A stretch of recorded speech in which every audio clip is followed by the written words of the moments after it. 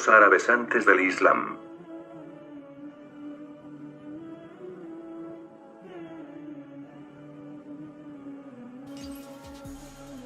La época preislámica.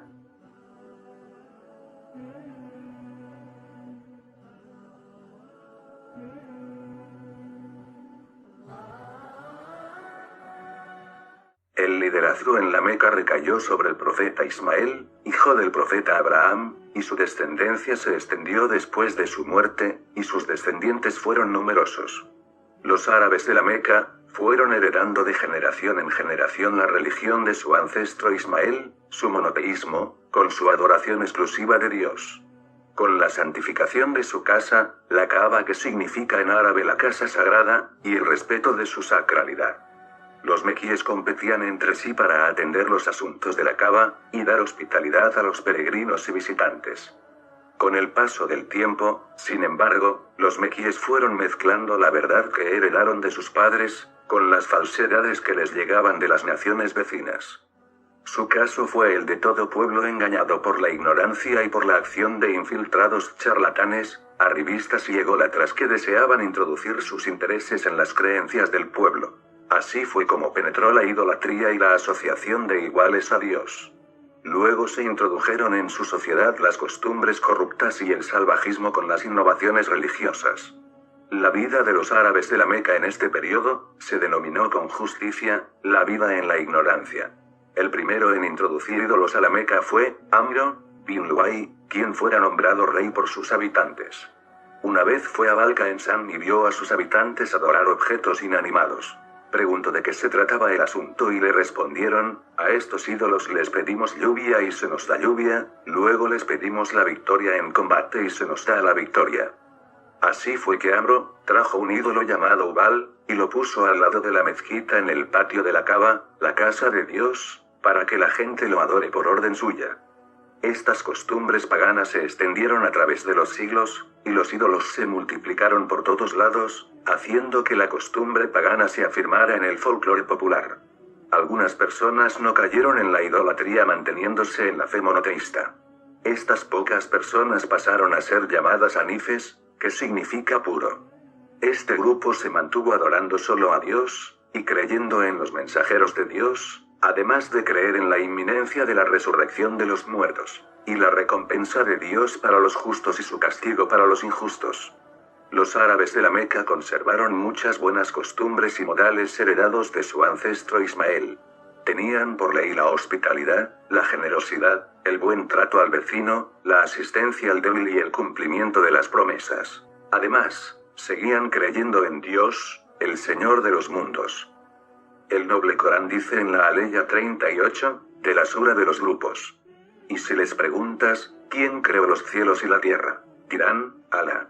Mientras alegaban que los ídolos solo los acercaban a Dios intercediendo por ellos. El noble Corán dice en la Aleya 3, de la sura de los grupos: ¿acaso no se le debe a Alá la adoración exclusiva? Los que han tomado protectores fuera de él, dicen, solo los adoramos para que nos den proximidad a Alá. Alá juzgará entre ellos sobre aquellos en lo que tenían diferencias. Alá no guía a quien es mentiroso e ingrato. Estas aleyas muestran que los idólatras de la Meca profesaban la unicidad de Dios como soberano de todo lo existente, pero negaban la unicidad de Dios como adorado por derecho, quedando en una fe similar a los que se desviaron de entre la gente de la Escritura, que creían en la existencia y la soberanía de Dios. Pero luego adoraron a otros seres atribuyéndoselos como copartícipes, esposas o hijos, de quienes esperaban un beneficio o temían daño.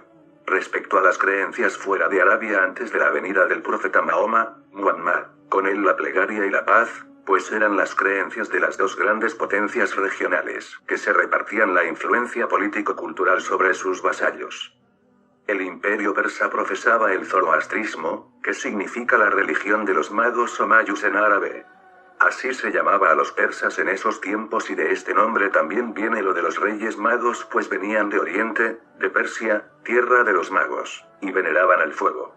El Imperio Romano de Oriente, Imperio Bizantino, trataba de imponer por fuerza su nueva interpretación del cristianismo a las iglesias primitivas del Medio Oriente.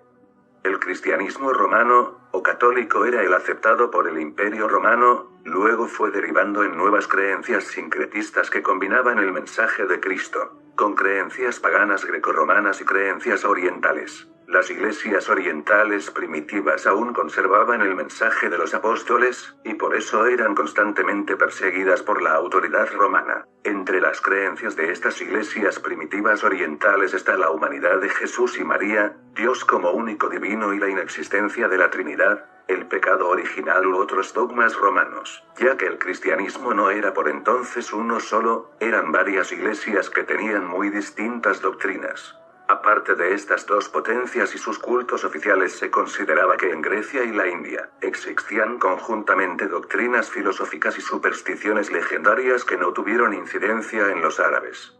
El judaísmo tampoco tuvo mucha influencia sobre los árabes, a pesar de que los judíos siempre fueron una minoría que habitaba entre los árabes. Los israelíes, llamados judíos por griegos y romanos, fueron a refugiarse entre los árabes cuando fueron expulsados de Palestina, diáspora, y los árabes los recibieron hospitalariamente, dado el respeto que les infundía la cultura y el origen árabe de los israelíes. Sin embargo, la religión judía era formalmente ocultada por los mismos israelíes, y era prácticamente desconocida por los árabes, a excepción de los árabes cristianos que consideraban a los judíos una distorsión y difamación del mensaje de Moisés, y aún les culpaban y perseguían por el rechazo y hostilidad judías hacia Jesús, el Cristo. Esto se debe a que la religión judía mostraba serias señales de distorsión y alteración desde los tiempos antiguos, sin que quedase casi ningún judío practicando la religión pura de Moisés. Si los judíos fuesen verdaderos seguidores de Moisés, habrían creído en el mensaje de Jesús, pero al contrario, desde entonces se declararon enemigos acérrimos de Jesús y sus discípulos. Además, si los judíos fuesen verdaderos seguidores de Moisés, habrían creído en el mensaje de Muhammad, ya que Moisés les había enseñado claramente que era un profeta enviado por Dios, y lo tenían bien descrito en su Torá y lo conocían como conocían a sus hijos. Lo que les impidió seguir al profeta gentil fue su soberbia, su chauvinismo tribal y su alteración sistemática del Torá, hasta el punto de creer que Dios los había elegido como únicos y exclusivos beneficiarios de su amor y su misericordia.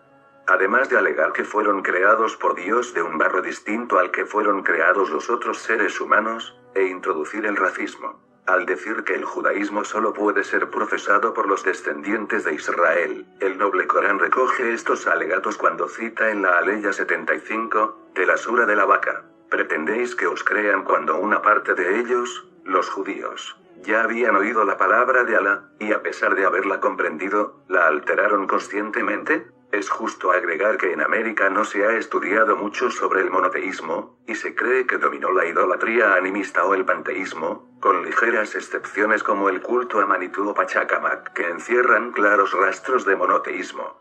Ante lo mencionado podemos decir que el mundo estaba esperando quien lo libere de tanta opresión e idolatría. La gente de la Escritura esperaba hace tiempo la llegada de aquel profeta anunciado en las Sagradas Escrituras y descrito en las tradiciones religiosas de judíos y cristianos. El profeta como Moisés anunciado en Deuteronomio 18 y 15-19, el jinete de camellos de Isaías, y el profeta que no es Elías, ni Jesús ni Juan el Bautista, Juan 1 y 24. El Espíritu de la verdad, el Amín, que no vendría hasta que Jesús haya dejado la tierra, Juan 15 y 16. Este profeta llamado Muhammad, con él la plegaria y la paz,